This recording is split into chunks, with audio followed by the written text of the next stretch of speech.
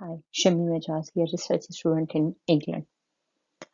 ये वीडियो एक सीरीज की कड़ी है जिसका असल मकसद ये है कि हम जो ईएसटी या जेईएसटी की टेस्ट की तैयारी कर रहे हैं, स्पेशली इंग्लिश पोर्शन, उस पे हमारा फोकस है इन वीडियोस के जरिए। और हम आपको ग्रेजुअली क्लास 6 से स्टार्ट करेंगे क्लास मैट्रिक तक, ग्रेजुअली हर बुक के जो चैप्टर्स हैं उनमें जो ग्रामेटिकल स्ट्रक्चर्स हैं, हम उनके बारे में आपको गाइडलाइन देते जाएंगे और समझाते जाएंगे ताकि आप आसानी से न सिर्फ उन चीज़ों को डाइजेस्ट करें बल्कि इजीली उन उस अंडरस्टैंडिंग के ज़रिए आप अपने बाकी तमाम के तमाम पेपर को इजीली सॉल्व कर सकें। अब सबसे पहले इंट्रोडक्शन ऑफ बुक। इस बुक में यानी क्लास 6 की इंग्लिश में टोटल 6 यूनिट्स हैं और टोटल पेजेस हैं 123। यानी ये कोई इतनी बड़ी बुक नहीं है। जो हमारा फोकस है वो दो चीज़ें हैं, एक है रीडिंग कॉम्प्रिहेंशन, दूसरा है लैंग्वेज प्रैक्टिस। रीडिंग कॉम्प्रिहेंशन हमने डायरेक्ट नहीं अडॉप्ट की बल्कि कुछ हम चीज़ें इस वीडियो में लेकर आए हैं जो आप अगर समझें तो आपको जो भी चीज़ पढ़ेंगे या स्टडी करेंगे आपको खुद ब खुद वो चीज़ समझ में आती चली जाएगी। लैंग्वेज प्रैक्टिस में है हमारे कुछ ग्रामेटिकल स्ट्रक्चर्स जो हम आगे चलकर बात करेंगे जिन पर। अब छोटा सा एक रिव्यू के पीएसटी जेईएसटी टेस्ट का जो इंग्लिश का पेपर है, सैंपल पेपर में जो दिया गया है उसमें ये बयान किया गया है कि ये 20 मार्क्स का होगा और एक पूरा ग्रुप सिर्फ इंग्लिश पर मबनी होगा, जिसमें से आपको 45% लेना एसेंशियल है। अब ये देखें कि इसमें क्या क्या इंक्लूडेड है। इसके चार पोर्शंस हैं इस पार्ट के: रीडिंग कॉम्प्रिहेंशन, सिनोनिम्स और antonyms, error detection, use of proposition. अब सबसे पहले रीडिंग कॉम्प्रिहेंशन में क्या दिया गया है कि एक पैसेज दिया गया है, उसी पैसेज को पढ़ के आपने आगे क्वेश्चन सॉल्व करने हैं या एंटोनिम्स सिनोनिम्स के जवाब देने हैं या इस तरह। और एरर डिटेक्शन में मुख्तलिफ किस्म के टेंसेस आ जाते हैं या मुख्तलिफ वर्ड मिसिंग है, वो आपको वहाँ फिक्स करना है। और इसका भी ताल्लुक रीडिंग कॉम्प्रिहेंशन से ही है। उसके बाद एक बिल्कुल ही सेपरेट पोर्शन है यूज ऑफ प्रीपोजिशन, जिसमें सैंपल पेपर में जो दिया गया है उसमें सिर्फ प्रीपोजिशन का इस्तेमाल दिया गया है, लेकिन ये इम्प्लॉय ये करता है कि और भी बहुत सारी चीजें इस सिलसिले में आ सकती हैं। जरूरी नहीं है कि आपके फाइनल पेपर में एग्जाम में प्रीपोजिशन आए। Means it can be like that के यूज ऑफ प्रोनाउंस और what is the material noun, anything can be included in your final paper. अब ब्रीफली कि इस लेसन में क्या क्या इंक्लूडेड है जो हम सीखेंगे जो हमारे अंडरस्टैंडिंग पर असर अंदाज होगा। Use of must, must not, should not और present and past continuous. Basically ये टॉपिक्स जो हैं वो फर्स्ट और सेकंड लेसन से लिए गए हैं, यानी इंग्लिश क्लास 6 का पहला और दूसरा यूनिट उसमें से ये चूज किए गए हैं। Now let's start with use of must and must not. Must can be used in various ways, or basically it is a formal word for have to, करना है। Must obligation के तौर पर भी यूज होता है, यानी आपकी जाती जिम्मेदारी, आप खुद सोचें कि I must do this। दूसरा रूल्स, जब आप किसी भी यूनिवर्सिटी इदारा कोई भी अहम चीज, कोई पब्लिक पिकनिक रिसर्च या इस तरह उस चीज में ये मस्ट वर्ड यूज किया जाता है कि आपको क्या करना है उस लिहाज से। दूसरा स्ट्रॉन्ग एडवाइजेस के लिए, आप किसी को कहते हैं तुम ये चीज जरूर करना।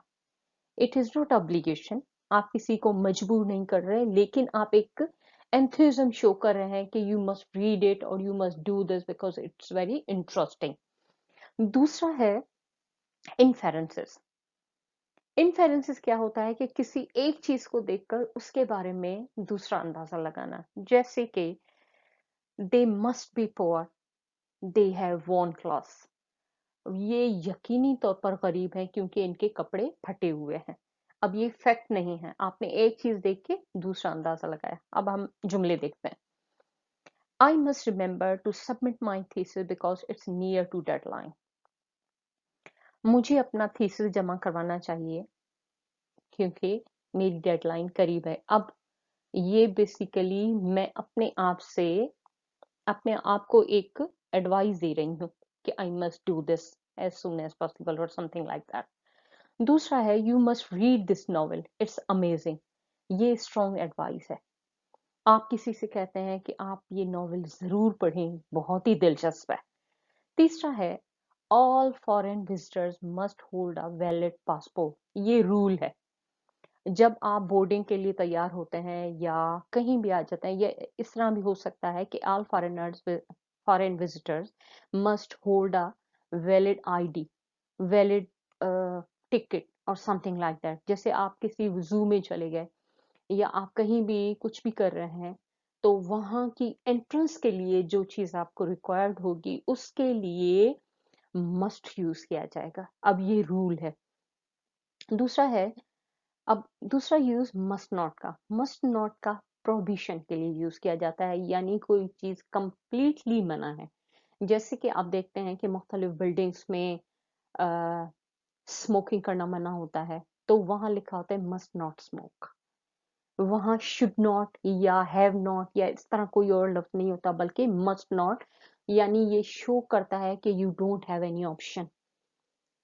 अगर आपको ये काम करना है तो यू मस्ट गो आउटसाइड। इस लिहाज से जहां ये वर्ड हो must, is mean it is showing rules.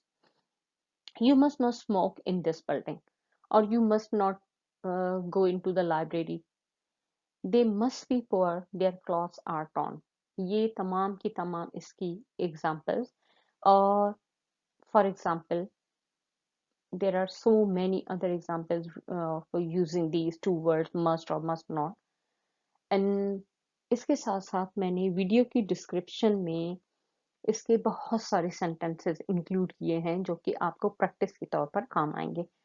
एक और चीज बहुत अहम, आप जब ये दोनों चैप्टर्स पढ़ेंगे तो इसकी इतनी ज्यादा रिपीटेशन की गई है कि you will feel very easy regarding that.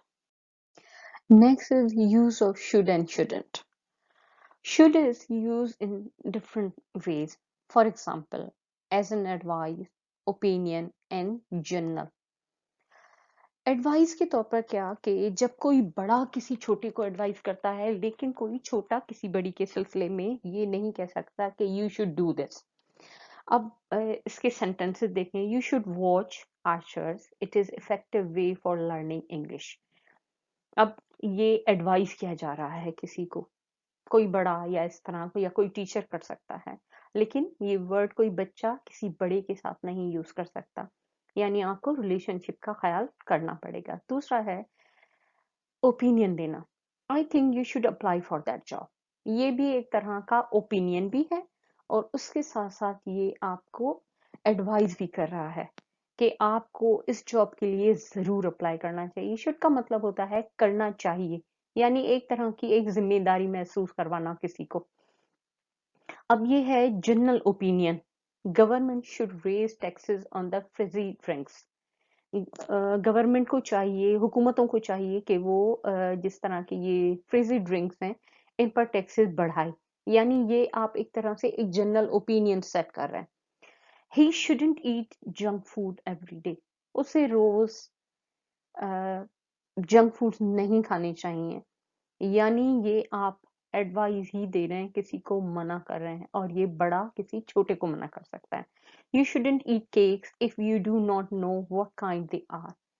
तुम्हें केक नहीं खाने चाहिए अगर तुम्हें पता ही नहीं है कि वो किस तरह के हैं। यानी बेसिकली आप किसी को अपना ओपिनियन दें। जब आप ये कहते हैं कि आई बिलीव, आई थिंक, तो आप उसमें शुड यूज कर सकते हैं। इसके साथ साथ ये भी देखें कि इसमें किस तरह के फॉर्मेट किस तरह का यूज किया गया है। अब इसकी ज्यादा से ज्यादा प्रैक्टिस आप वीडियो की डिस्क्रिप्शंस में भी कर सकते हैं, और इसके अलावा मैंने इसकी एक लिंक भी शेयर की है, जो अगर आप यूज करें तो उस लिंक के जरिए आपको बाकायदा से इन वर्ड्स की तमाम की प्रोनाउंसिएशन भी सुनाई देगी, जो आपको शायद और ज्यादा बेहतर करेगी। Now let's talk about present continuous. Why we use present continuous? Present continuous यानी हाल में कोई चीज कंटिन्यू होना। अब इसका फॉर्मेट क्या है? Subject plus to be plus base form plus ing. अब सब्जेक्ट क्या हो सकता है? I, we, they, you, he, she, it. ये सब्जेक्ट्स हैं जो असल में काम करता है किसी भी जगह, उसे सब्जेक्ट कहा जाता है। टू बी वर्ब होते हैं इज, आर, एम। क्योंकि हम प्रेजेंट कंटिन्यूअस की बात कर रहे हैं तो हम सिर्फ 3 टू बी वर्ब्स की बात करेंगे, इज, आर, एम। और बेस फॉर्म यानी फर्स्ट फॉर्म, उसके बाद उसके साथ आपको आईएनजी मिलाना पड़ेगा। Let's see how it will be used. मुख्तलिफ किस्म के स्ट्रक्चर्स में या मुख्तलिफ चीज़ों को शो करने के लिए, एक्शन शो करने के लिए ये यूज होता है। सबसे पहला, to describe an action that is going on, जो चीज़ चल रही है आपके सामने। As suppose I am watching TV, I am doing my homework, इस तरह के इसमें भी कुछ जुमले लिखे हुए हैं। टू डिस्क्राइब अ ट्रेन, कोई चीज़ अगर मुस्तकिल चल रही है उसे, अब इन जुमलों से आप अंदाजा लगाएं। Are you still working for the same organisation, क्या तुम अब भी उसी ऑर्गेनाइजेशन में काम कर रहे हो?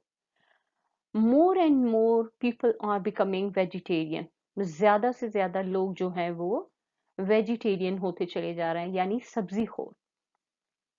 दूसरा है to describe an event in the future, however it is already planned, जैसे आप अपने फ्यूचर की कोई प्लानिंग कर रहे हैं, next summer, next winter, next day, next week, something like that. जैसे we are going on shopping tomorrow, अब आप इस वक्त प्लानिंग कर रहे हैं कल के लिए। I am meeting my old friend this evening, are they visiting you next summer, next year और नेक्स्ट वीक, इस तरह। यानी कोई ऐसा काम जो आप फ्यूचर में करेंगे लेकिन आप उसे इस वक्त बयान कर रहे हैं। To describe a temporary event, कोई ऐसी चीज जो सिर्फ चंद लम्हों के लिए हो, थोड़ी सी देर के लिए हो। जैसे for example, the weather forecast was good but it is raining at the moment. मौसम के बारे में जो फोरकास्ट थी, पेशन गोई थी, वो तो अच्छी थी, लेकिन इस वक्त बारिश हो रही है। यानी एक टेम्पररी सा इवेंट है जो चंद लम्हों में खत्म हो जाएगा। हम किसी भी चीज को, किसी सीरीज को एम्फेसाइज करने के लिए भी हम प्रेजेंट कंटिन्यूअस यूज कर रहे हैं। For example, with always, forever, constantly. Look at the sentences. Hira and Sana are always arguing. यानी कोई शख्स मुस्तकिल कोई काम करता हो। You are constantly complaining about your studies, about your work, about your life. इस तरह के मुख्तलिफ किस्म की प्रॉब्लम्स। अब आपने इसमें देखा कि हमने मुस्तकिल टू बी फॉर्म यूज की है, is, are, am. Future verb की फर्स्ट फॉर्म यूज की है आईएनजी के साथ। हर सेंटेंस को अगर आप देखें, for more practice, there are many example in video description. अब हम इससे ही अगर नेगेटिव और इंटेरोगेटिव करना चाहें तो हम क्या कर सकते हैं? बहुत ही सिंपल, सिर्फ आपके पास जो वर्ब टू बी है आप उसे पहले ले आए। फॉर एग्जाम्पल, इस सेंटेंस को देखें, you are studying English poetry. इसे हम चेंज करते हैं नेगेटिव में, are you studying English poetry. इसे हमने इंटेरोगेटिव में चेंज किया। अब हम इसे नेगेटिव में करते हैं। किस तरीके से? everything will remain same, just we will add only not. You are not studying English poetry. इसी तरीके से आप तमाम सेंटेंसेस के टू बी वर्ब को फर्स्ट ले आए तो आपका वो हो जाएगा इंटेरोगेटिव यानी सवालिया, और आखिर में आपको सवालिया निशान लगाना पड़ेगा। और उसी सेंटेंसेस में एज इट इज अफर्मेटिव में आप टू बी और वर्ब के दरमियान नॉट लगा दें तो आपका हो जाएगा नेगेटिव यानी इनकार कि मैं ये काम नहीं कर रहा। Let's talk about past continuous. Past continuous और present continuous, they have same format except one very small change, difference of to be verb. जैसे हमने प्रेजेंट में डिस्कस किया कि उसमें होता है is are am as a to be verb, इसमें होता है वॉज और वर। अब हम ये देखें बाकी तमाम की तमाम चीजें एग्जैक्टली सेम रहेंगी। इसके कुछ जुमले जैसे कि I was driving when I was young, इस तरीके और भी बहुत सारे। अब इसके हम इस्तेमाल देखते हैं कि हमें इसे कहाँ कहाँ इस्तेमाल कर सकते हैं। To set the scene for another action, जैसे कि Imran was baking a cake when the storm started. Imran cake bake कर रहा था जब तूफान शुरू हुआ। अब हमने एक सीन सेट किया इसने। दूसरा है they were painting the fence while I was cutting the grass. ये बहुत ही अहम सेंटेंसेस हैं जो सिर्फ इतनी छोटी क्लासेस में नहीं बल्कि ये हायर लेवल तक आपके काम आ सकते हैं। दूसरा है something which was happening at a special time in the past, किसी खास वक्त में किसी खास लम्हे में पास में वो चीज होती रही हो। The sun was shining every day that summer. अब ये एक खास बात है कि उस समर में रोज ही सूरज जो है वो चमकता रहा था। इट मीन्स ये बात आपको बताने की कोशिश कर रहा है कि यानी आम हालात में ये नहीं होता वहां। To describe something in past, कोई ऐसी चीज जो आप पास्ट में एक्सप्लेन करने की कोशिश कर रहे हैं। As I spoke the children were laughing at my cleverness, जैसे ही मैंने मुंह खोला या जैसे ही मैंने बात शुरू की बच्चों ने मेरी चालाकी पर हंसना शुरू कर दिया। अब ये देखें एज आई स्पोक, ये पास्ट सिंपल है। ज्यादातर सेंटेंसेस में ये दोनों सेंटेंसेस एक साथ आते हैं। इसी सेंटेंस को सॉरी पास्ट कंटिन्यूअस को हम पास्ट प्रोग्रेसिव भी कहते हैं, यानी कोई काम हो होता हुआ। इसके कुछ और sentences, the audience was clapping until he fell off the stage. Audience जो है वो तालियां बजाती रही जब तक कि वो स्टेज से गिर गया। I was making dinner when she arrive, मैं डिनर बना रही थी जब वो आई। अब आप इसमें आसानी से अंदाजा लगा सकते हैं कि ये किस तरह के सेंटेंसेस आएंगे।